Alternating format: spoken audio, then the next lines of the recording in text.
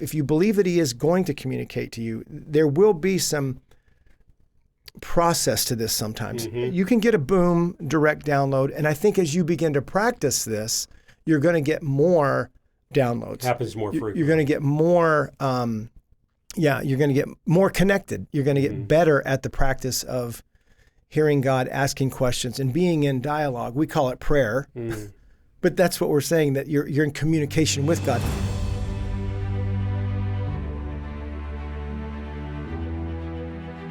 With God, there is always more. More love, more life, more freedom. Welcome to Zoe's Exploring More with Michael Thompson.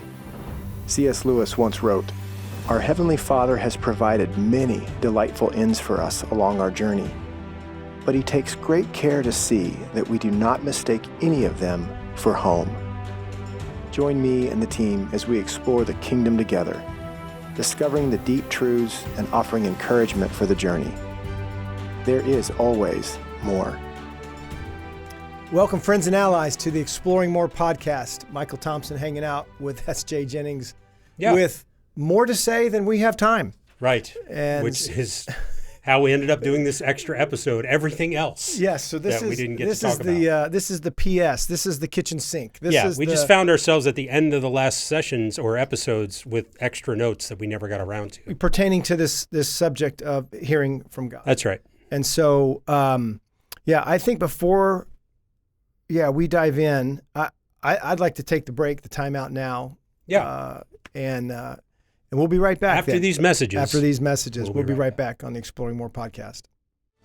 Heart of a Warrior is definitely a place where I feel like men can come as they are, right? So inviting a man to come as they are and to find out that there's more for them, right? That God has more in store for them, and more in store in the sense of things that maybe they haven't yet known or uncovered, I think is why I would invite another man to Heart of a Warrior, to welcome them into a brotherhood where they can feel like they're not alone in a world where we often feel like we're the only ones going through something. So just that simple invite has the opportunity to change the course of another man's story drastically. So that's why I would invite a man to Heart of a Warrior.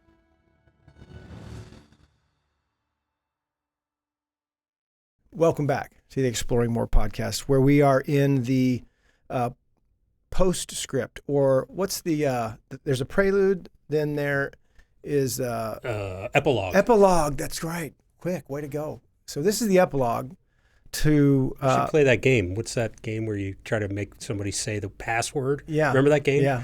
It was fun. Taboo was another one. Yep. Yeah. So...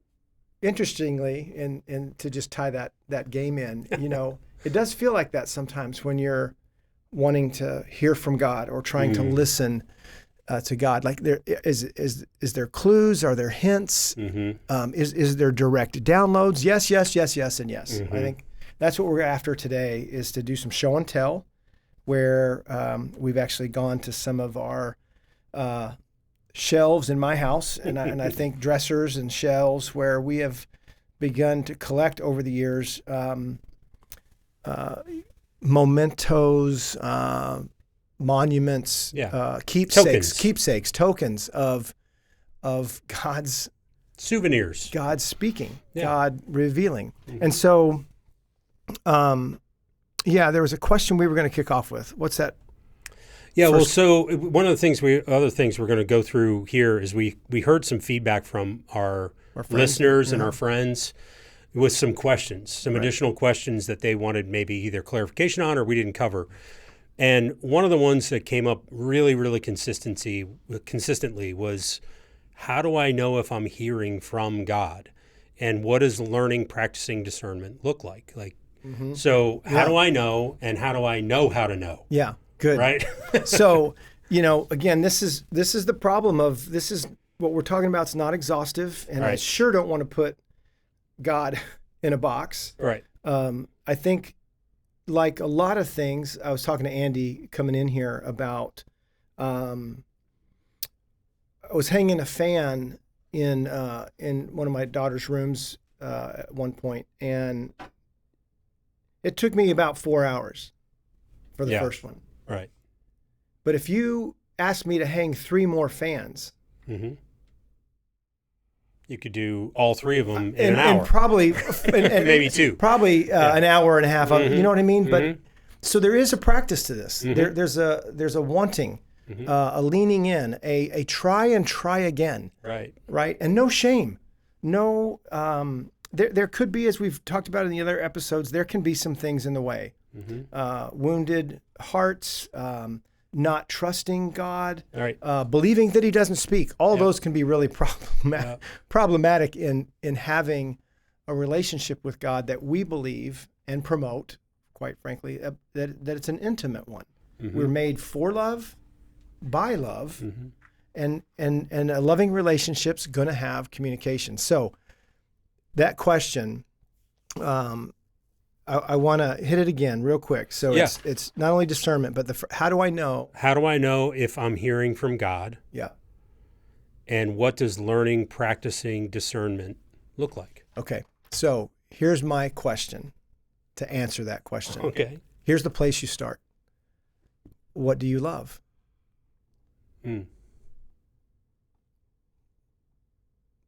What do you love? Yeah. Say more. What's that mean? Why is that the question you ask in response? Because that's a great place to start, I believe, as to where God could or will speak. Mm-hmm. That the things that you love, He is love. And if earthly fathers know how to give good gifts, how much more so does your Father in heaven? So what are the things that you love, right? Now, you don't know if you love the piano until you start playing it, right? You don't know that you love the mountains until you're in them and you've accumulated, let's say, some experiences in them. Yeah. But it's a great place to start with how has God been speaking? How does God speak? Well, with the things that you love. Yeah. Can I add in the next Well, I got part of that journey? Because in my mind, I'm thinking of the story of, I think it was your nephew who loved playing soccer, right? But he couldn't see that. He had a bad coach. Yeah. Right? Yeah. Who kind of squashed that love in him. Yeah. So, yes, what do you love? And what did you love? Mm-hmm. That maybe you've could have been moved stolen, away from, could have been stolen, wounded in. Exactly. Yeah. All of that. So don't write anything off, I guess is my point. Right. Yeah. In your journey. This is a very, very and I think Kierkegaard's quote really helps us here too, that life has to be lived going forward, but is understood looking backward. Right.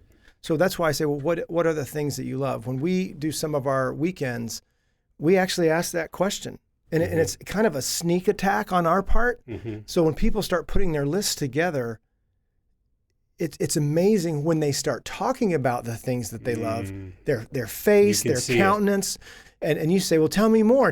You don't have to ask much of that. They can go into that. Well, when did that start? This is what my grandfather did, or this is what he gave me, or I remember coming in. I love the smell of this, and so dialing. Pushing into that, dialing down to that, I think is a very great place to start. So that's one thing. Hold on to that. What was it? What is it that you love? Secondly, I think another place is very close to it, but in order to hear God, you need to be in touch with the desires of your heart. And so when I think of Psalm 37:4, right? Delight yourself in the Lord, and He'll give you the desires of your heart. And the desires are deeper than material things. Right. And yet, material things can express something, a tangible thing. You wrote about that in King Me, our buddy Jack, who won that television. Yeah. Right? Because God said, ask me for it. Right. Yeah. I mean, great story. There's ask, seek, and knock. You have not because you ask not. But here's this, I love this idea of delight yourself in the Lord, and He'll give you the desires of your heart. Or our deepest core desires, right? We talked about this. I'm just bringing it back up again because I think it's important for this show and tell before we go into that. But when you think about if we're made for love, then that is our deepest longing. Mm-hmm. That is our greatest hope, is to be loved. And to be loved is to be seen, to be known, to be invited, to be included, validation, acceptance, worth, belonging, significance, all of those things. Initiation, So yes. whenever those are things that are moving around you or coming up in you, pay attention. Mm-hmm. The veil of heaven and earth and God and you is very, very thin. Very thin in those moments. Those thin moments are what we're actually inviting you, our friends and allies, and what we're going to talk about today, that you should be able to see, hear, and receive. Yeah. Now that's a whole other part. See, hear, and receive. Mm-hmm. You know, if you're not good at taking a compliment, you're probably not going to receive a ton of the gifts from God. That's right. You're probably not going to experience from Jesus how loving, how funny, how whimsical, how creative the Holy Spirit is. Yeah. And so those are all just kind of precursor to say, delight yourself in the Lord and he will give you the desires of your heart. So I think being open to receiving, wanting, and actually needing to hear from God, all of this is part of the Christian life that we're pretty strong proponents of. Yeah. Okay. Yeah. So the word practice has not left my brain since we started, and you know you don't hit many of your shots if you don't get out and practice every day. Right. You know, Tiger Woods hits 10,000 balls a day. You know. Yeah. Different ball players. Oh, they're in the batting cage far more than they're at the plate in a game. Absolutely. You know, but then there's that moment where all of that practice, you connect. Yeah. Right. And it's so interesting that word came to mind, right? Because I'm talking about connecting a bat with a ball, or a ball with a hoop, or a club with the ball. But what we're talking about is the intimacy that comes with practicing. Yeah.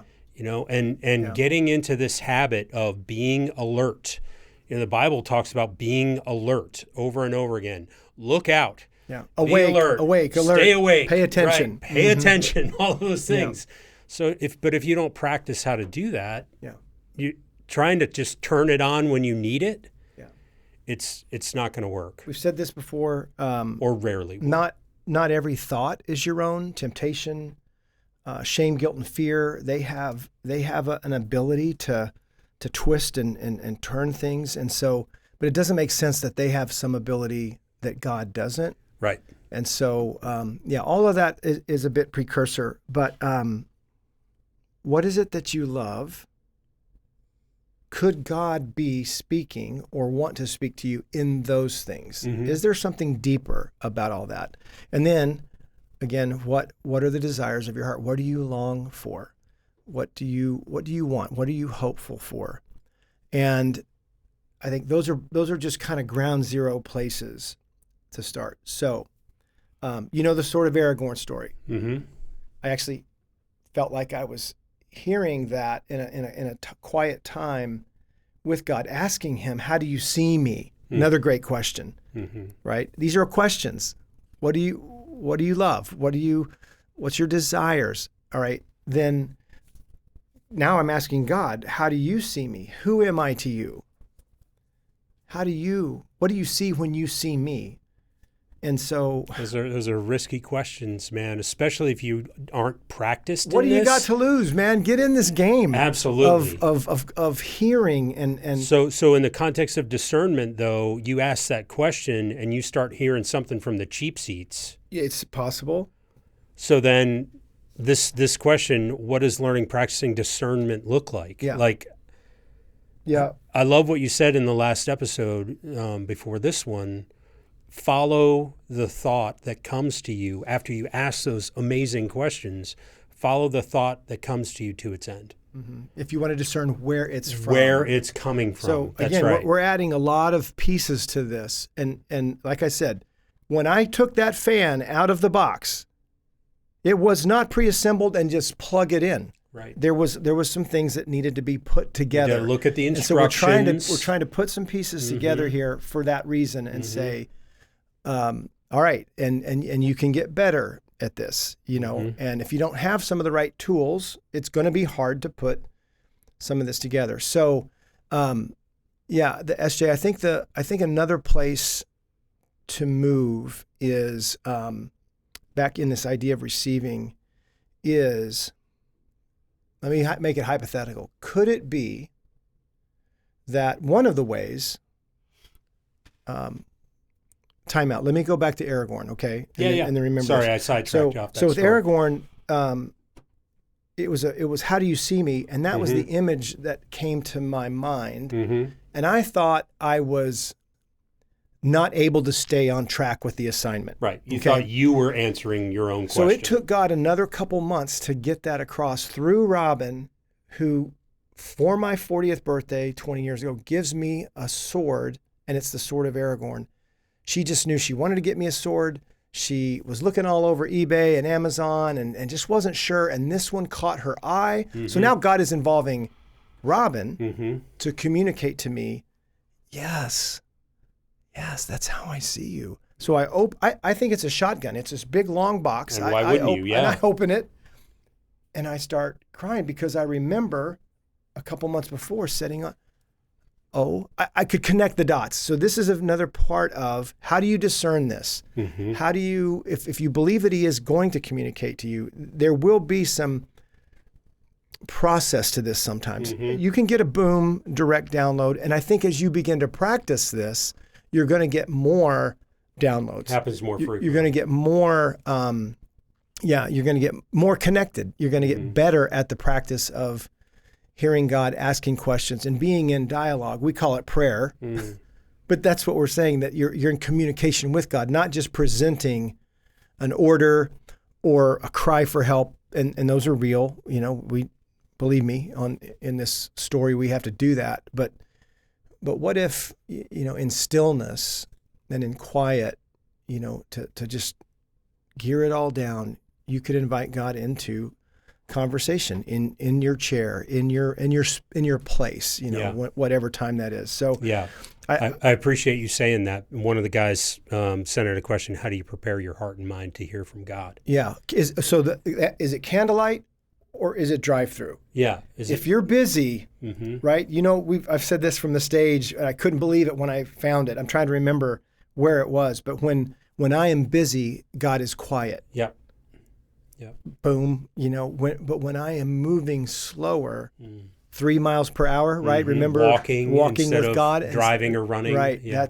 That's another great encouragement to say, the pace in which I'm moving, is my life busy or is it full? Busy is a life that is driving you. Full is a life that you actually have something to say about how your life is going. So very, very important postures and attitudes in which to approach this idea. So one other thing I wanted to. That's great, man. Posture is so important. As I'm leaning back in my chair, kind of slouching, I want to sit up straight now, but.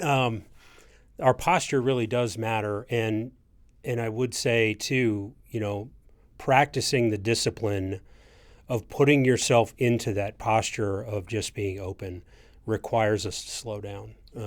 I think we've said that. And I'm all about well and truly. I'm all about. I mean, let's just name this. The Scripture, very important. God's going to speak through His written word. Right. So to that point. This found me as I was kind of doing some research for this. I just like the way it was stated. People often want to hear a specific word from God when he has already spoken about the topic in a general sense. Right? So in James 1:5, if any of you lacks wisdom, you should ask God, who gives generously to all without finding fault, and it will be given to you. So so how do we discern between, should I go read my Bible more, or should I sit in that posture and wait to hear from God? And I'm pretty sure the answer is yes. Right. But I don't want to say just go read your Bible more in kind of this cliche way. because I don't think that's helpful. So if you could talk a little bit more about that, man. I do believe that there's tons of truth found in the scripture, obviously, that can be applied to a multitude of our situations that we go through day by day.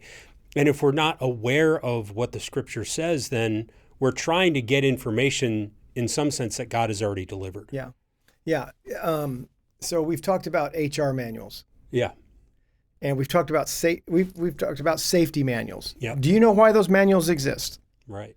Because of incidents that have happened. So there's a ton of scripture that is about don't and do.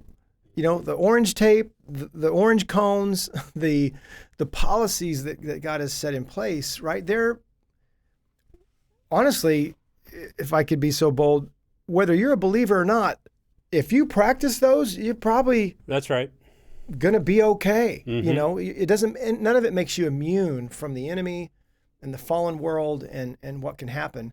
But if, to your point, if God's not going to speak anything contrary to what he's already revealed in his word. Now I do believe he can enhance it.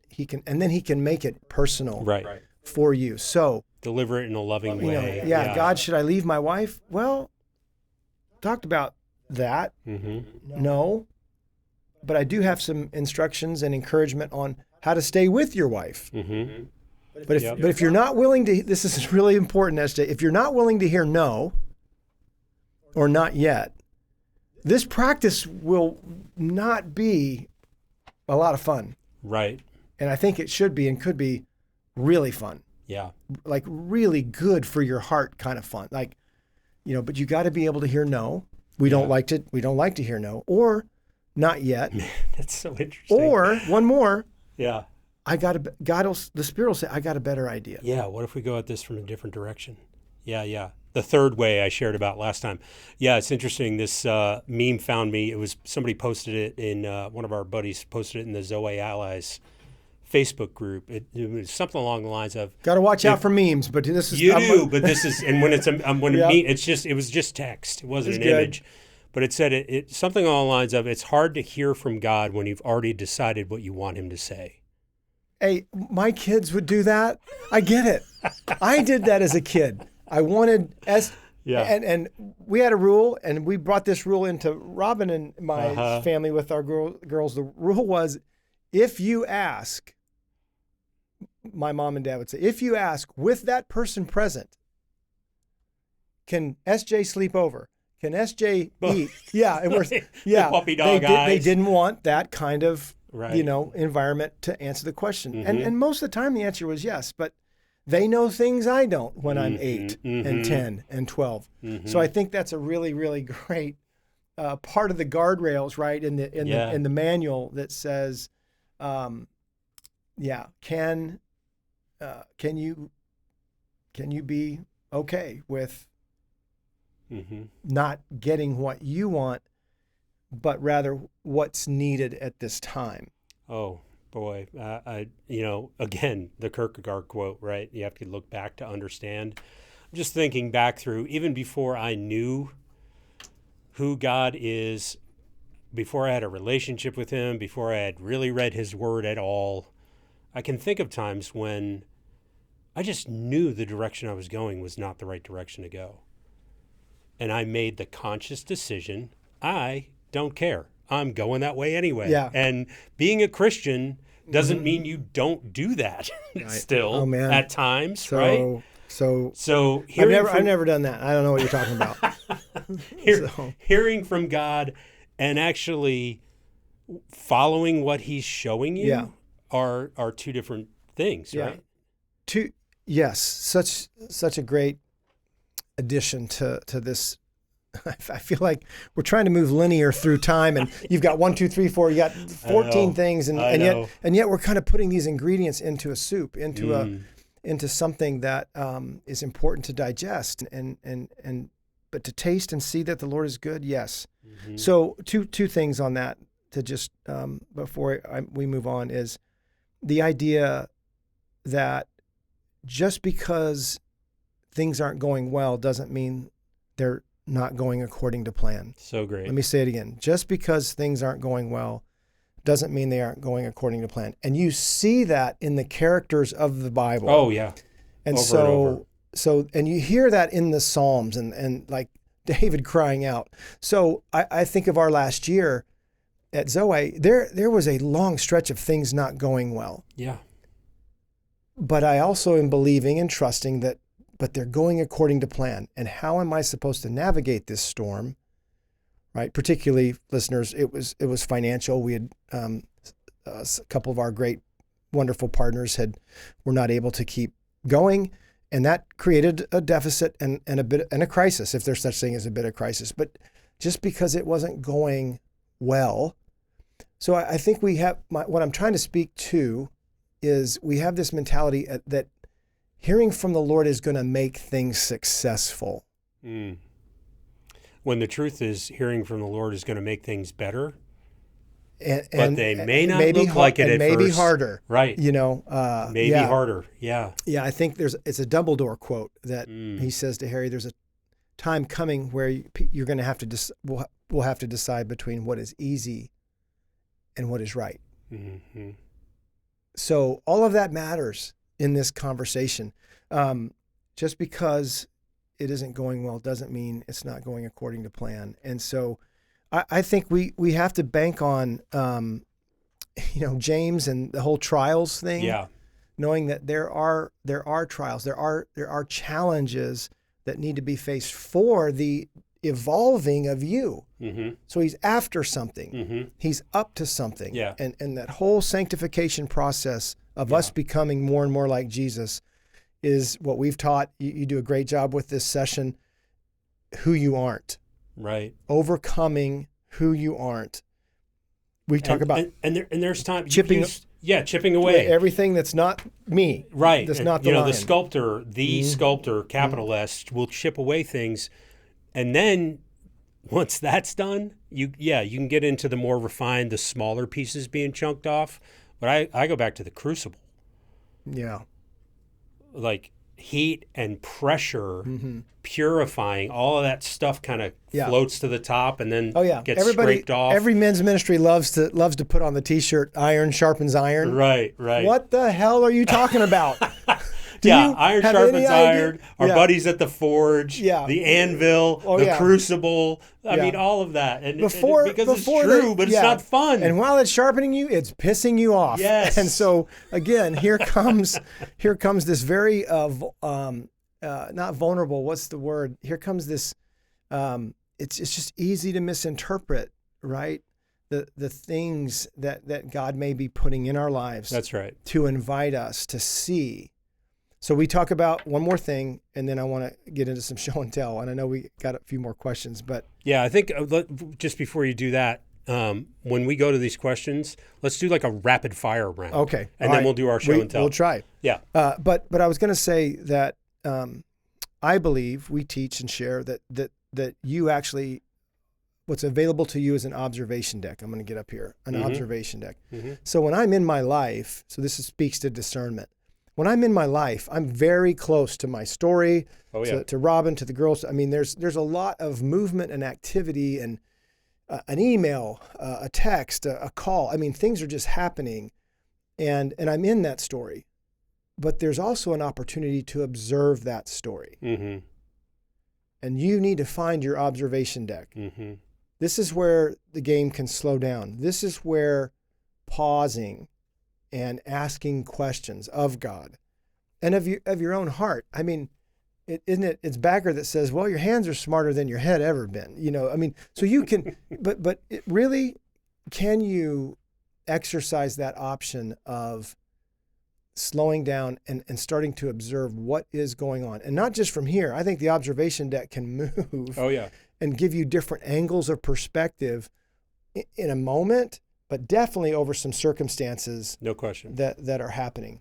Yeah. Another passage before you jump in, Romans 8:28. We love, just because it isn't going well, doesn't mean it's not going according to plan. And secondly, if it's not good yet, then he's not done yet. Right. if he's working all things out for the good to those who love him, here we are back in the love relationship, then hang on, hang in there. And man, that's what I feel like was a big part of my season in 2024 from, easily from May, as we hit that, we didn't just run aground, we hit the rocks, and we were kind of picking up chunks of the boat. Yeah. And trying to stick them back in the hole. Hey, hang on to that. We may need that later. Need that again.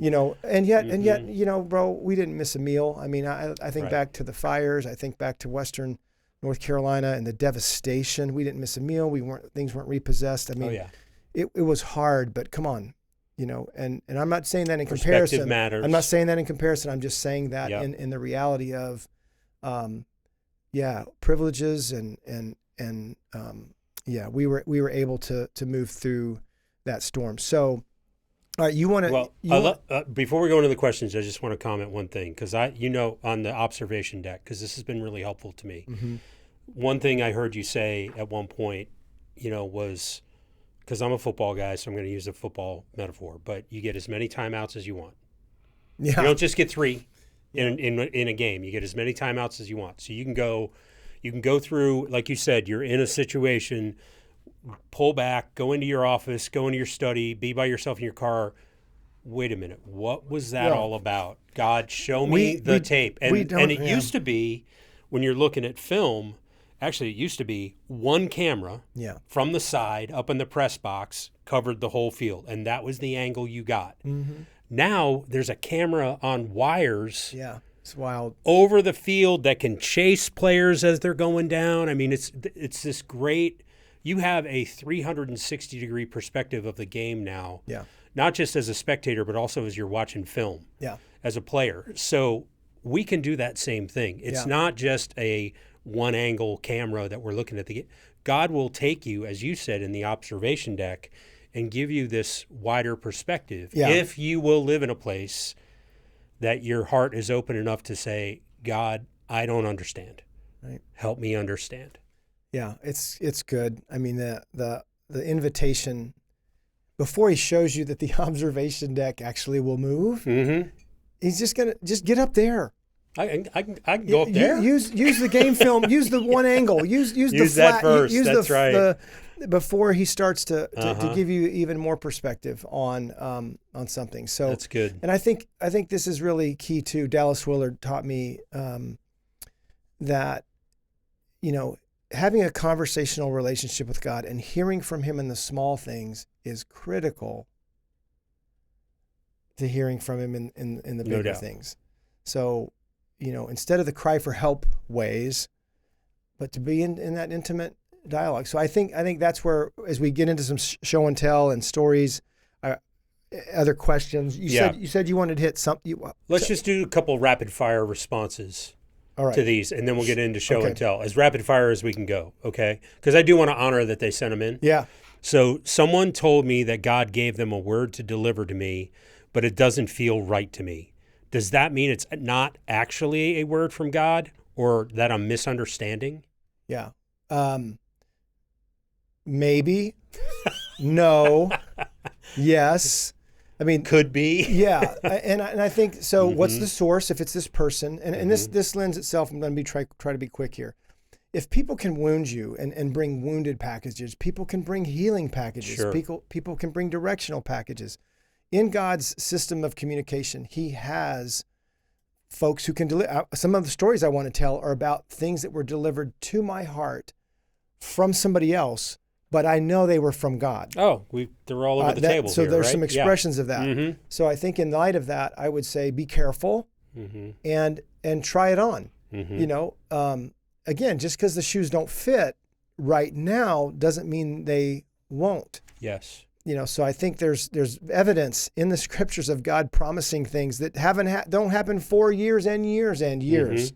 Mm-hmm. So again, if you're that guy who wants to deliver those packages, and say, God told me to tell, all right, you're on pretty. They used to stone prophets who were wrong. Right. So be careful with the prophetic word first, but secondly, hopefully it's done in a gentleness and a kindness and maybe with some strength, I guess. But I would say try it on, wear it, ask God, okay, that came out of left field.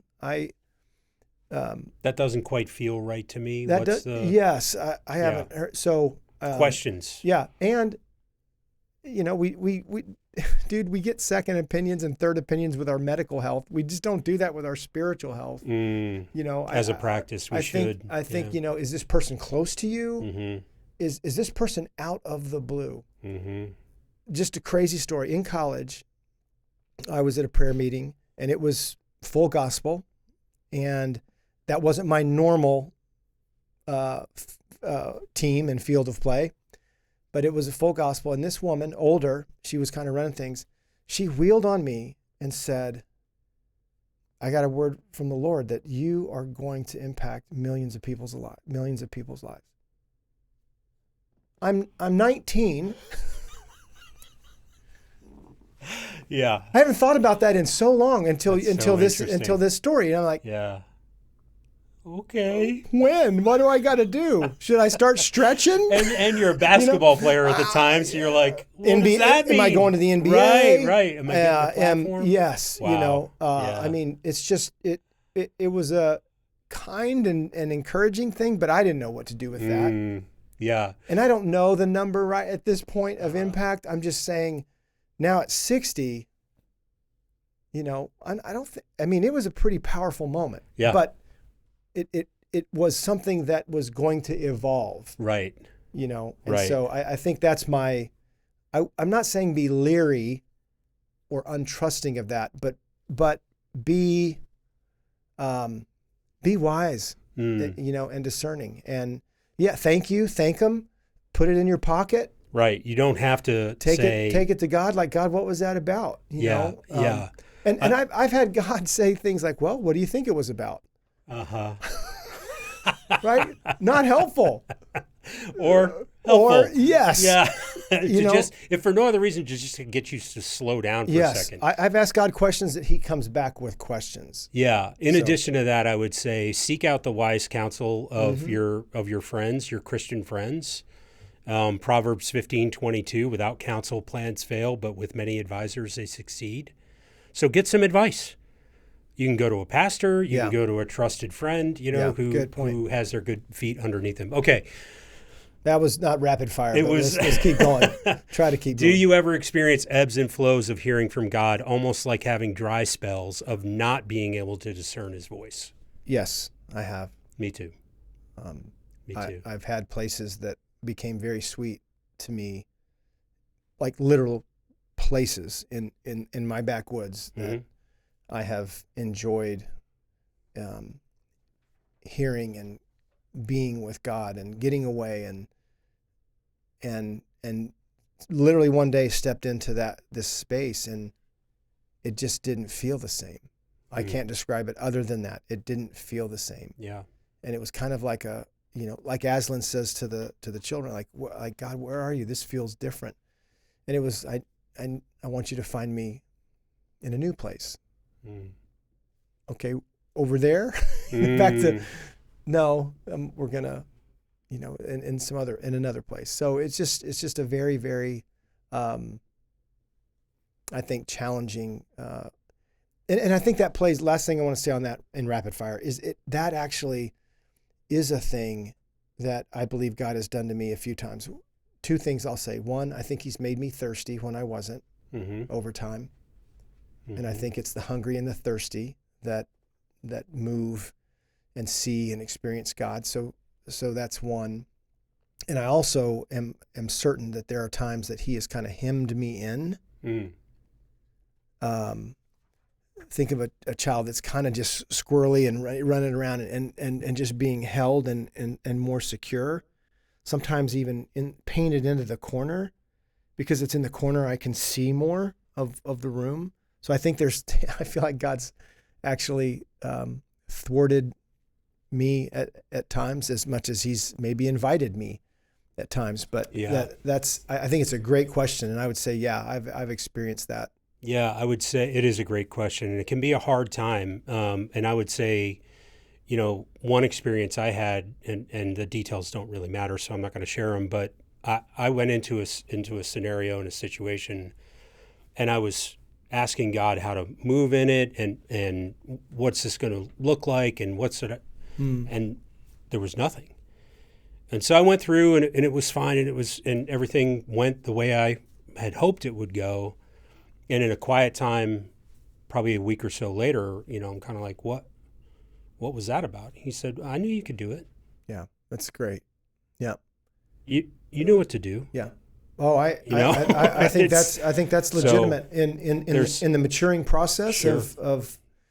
of being an apprentice. Yeah, you do it. I mean, I see that in the Narnia film when Aslan holds back the general, the centaur, against Mulgrim, the wolf that's got the girls.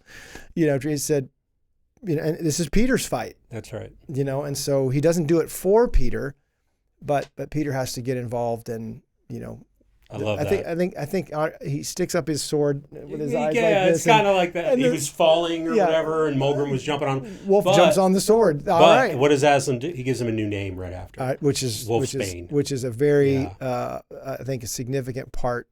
And I'll come back to the naming after we hit another one or two rapid fires. But okay. That's a great question. Yes. So we've talked about this one a little bit. What are things I can do better to hear his voice? Slowing down, gearing down, being intentional, paying attention. That's a good one. So these are interesting ones. These all three came from the same guy. Okay. Before you get to that one, let me say back to the posture is What can I do to better hear his voice? Listen. Yes. Listen to your friends. Yeah. Listen to your wife. Right. Practice listening. We created a listening guide. Robin did a phenomenal job with that some years ago. It's now 4.0. I mean, just continues to become adapted for men, women, and couples. I mean, but listening is a practice, and it's a skill, and it's an ability, and if I think of Patch Adams, when he's leaving the psychiatrist in the that he's checked in, he says, Patch Adams is saying, I connected with somebody last night. I connected with Rudy on a deep level. And the guy's like, he's doing all this. Tell me more. And then he says to Patch, well, that's what I do. Yeah. Listen and connect. No, you suck at it. Right. Because earlier in the film, there's a scene and he's not listening. Well, we'll have to take, he's doing with his cream and his sugar. And we'll have to take that up in the next session. Yeah. So I would just say, get your listening in gear, and I think that's going to help you listen. Listen to others, listen to your kids, listen to your friends, listen to your parents, and discern in what are they saying. Ask them questions. Yeah. So you can get more clarity about what they're trying to communicate. It's a skill. That's good, man. Okay, so these next three. Let me do this one first. Can God use our dreams when sleeping to speak to us? I think we've both got stories, lots of stories of that. I think God can utilize whatever He's created. We've talked about that. Visions and dreams can be warnings. They can be really, really interesting. I think there's warfare dreams. There's things that visions and dreams that are pretty powerful. I mean, I've heard, if it's in color versus kind of black and white, if it repeats itself, those are probably something to pay attention to. If you wake up in it, and apparently we all dream, but it is something that you are more remembering. We've talked about, I used to have usually some pretty interesting, I'd call them bizarre is actually what I called them. I remember Lee Barkalow, I remember talking to her about, Gary's wife, talking to her about some dreams I had. But I think they can be vivid and I'm not calling them nightmares or night terrors. I'm just saying in the spiritual warfare and in the spiritual realm, there are things going on. And I believe with you that in the dream spaces, it's worth paying attention to. It's worth keeping a journal next to your bed. Also, right? Because if I don't write something down as soon as I wake up, it's gone. I think that this, dudes, friends, allies, man, the spiritual realm doesn't sleep. I mean, I'm just saying, I've had way too many 3 and 4 in the morning. It's usually right around then. Encounters with dread and fear and just, spiritual spaces that aren't, and I don't want to get up. I want to go back to sleep. Mm-hmm. But when the fight's on, you got to get up and fight. Right. And so there's an intruder in your house. You got to go take care of things. Mm-hmm. And so I think that if you want to hear from God and it be convenient, you probably ought to punt right now. You know, it's another part of the of the way this works. So yeah. Okay. Andy's saying we got 50 minutes left. So. Yeah. I mean, we're just going to keep talking. Okay. So these 3 came from the same dude. I'm just going to give them to you rapid fire. Why don't I listen? Why do I just listen when the shiz hits the fan? Why don't I want to hear what he has to say? And my response to those, I'll go first. Those are great questions. Mm-hmm. I think we can talk more about them. Ask God. No, those are they sound so simple. Yeah. But I hear a measure of, at the least, frustration, probably at the most, maybe a little desperation in there. But I would love to talk more. But I hear what you're saying. Yeah. I think it's a product of, and then please swing. I think it's a product of, we've got to gear down. We have got to slow down. Yeah. Those 3 questions in a row, where my heart and mind go pretty quickly is, I wonder what's opposing this guy. I don't make everything about warfare, but I think everything is a part of the spiritual, physical realm reality of, and there's warfare. So I wonder what's set against him. Story work. What's in his story that's actually not current from the last week, but has history. I just wonder. Yeah. So, but I think they're great, great questions to take to God, and maybe with a counselor, with a good a good guide who can walk with you. You don't have to do this alone. Mm-hmm. Yeah, it's not the first time those questions have been asked in this guy's heart. I guarantee it. Right. Yeah. Right. Yeah. Okay. In the time we have left, a few minutes, anything else you want to share, and then we'll do a couple of stories, man. No, let's go to the stories. I mean, I think we're good. I want to. Well, I got a quick one. The last one, last time I shared the story of the heart that I found. There it is. That's crazy, man. Isn't that cool? You can't. You could laying miss right that. On top of you could miss that. You could. I don't know, man. Laying right on top of the sand that was all that same color. Yeah, that's there really it good. Is. And I've taken it to really mean that God just sees me, knows me, loves my sense of adventure. Sherry would call it boundary breaking. Mm-hmm.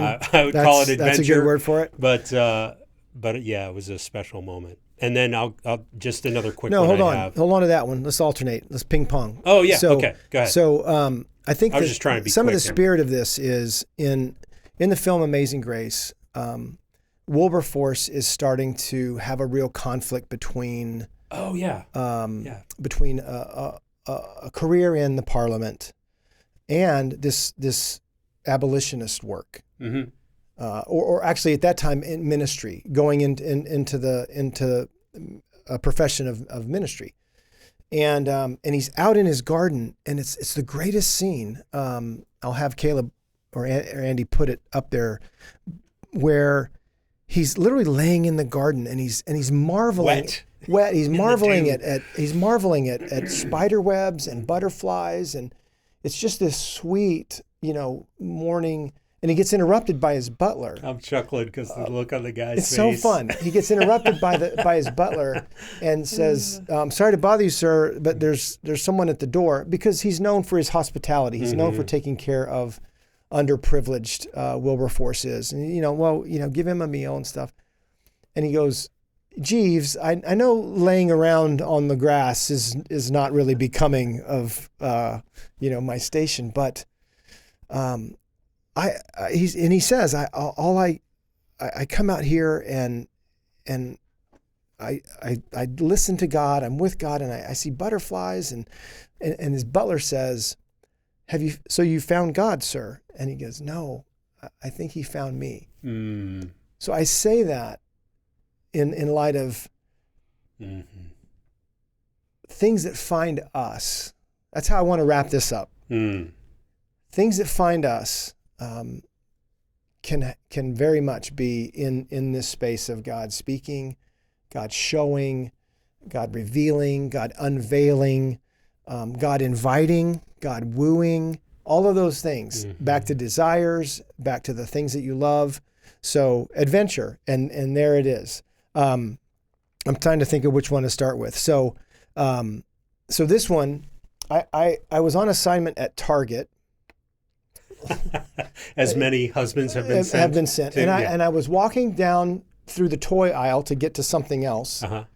And this was up here, and I saw it, and I just remembered boyhood. I remembered, Hot Wheels and Matchbox car. I mean, all that. Man, those orange track. And I'm looking at it, and I'm like, I think my thought was, it was, you have to get all of these to get the one you want. Like there was one in there that I liked, and then I hear this whisper in my mind, you're all of those.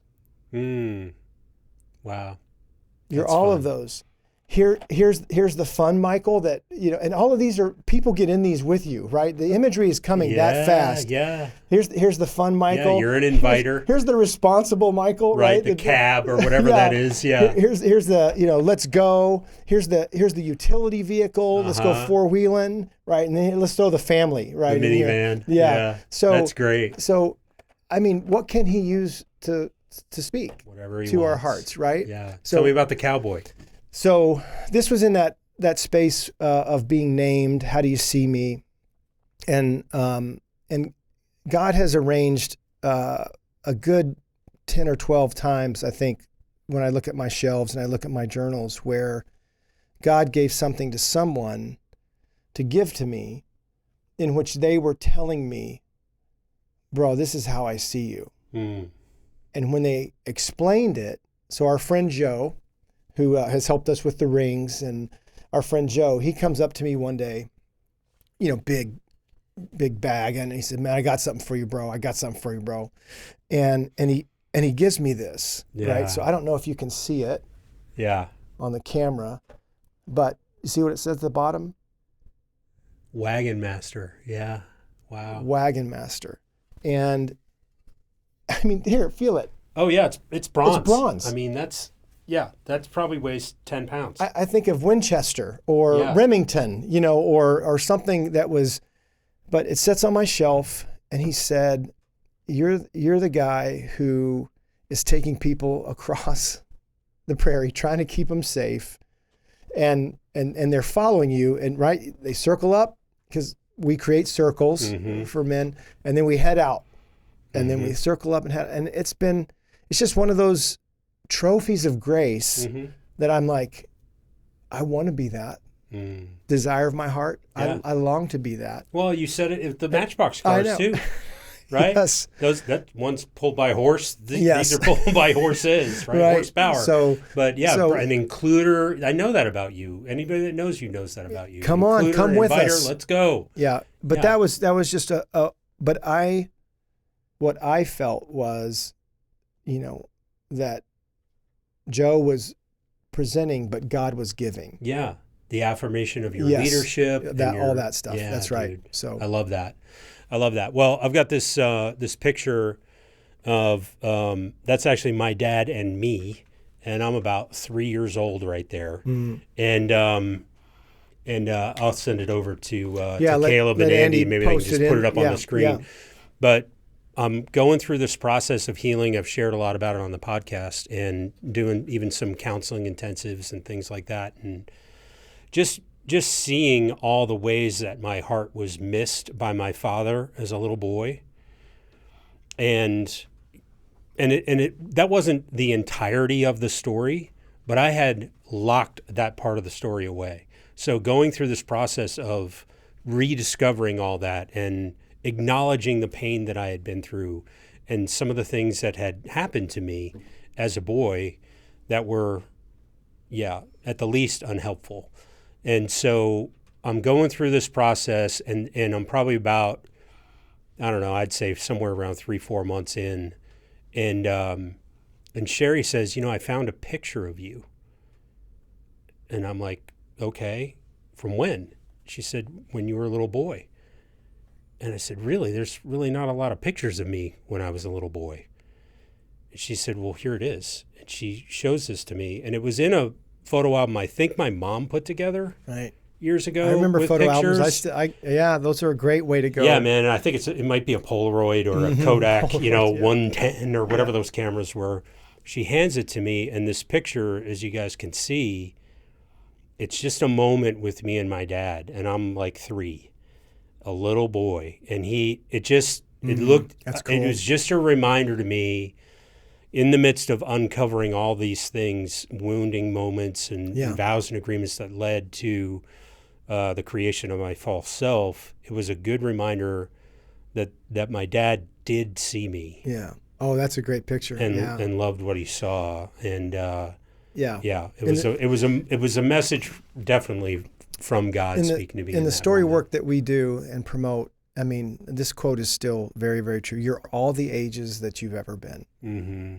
And so something like that can touch your heart. Be mindful of the things that move your heart, touch your heart. Mm-hmm. Those are places where it's thin places where hearing from God, being with God, what's he showing you, giving you, wanting you to see. Yeah, it was a gift to see my dad seeing me. Yeah, because I didn't have memory of my dad seeing me. Yeah, but there's the photographic evidence. That's beautiful. So great. So two last ones to wrap up, and this has to do with like Revelation 2:17, where being named, and being affirmed.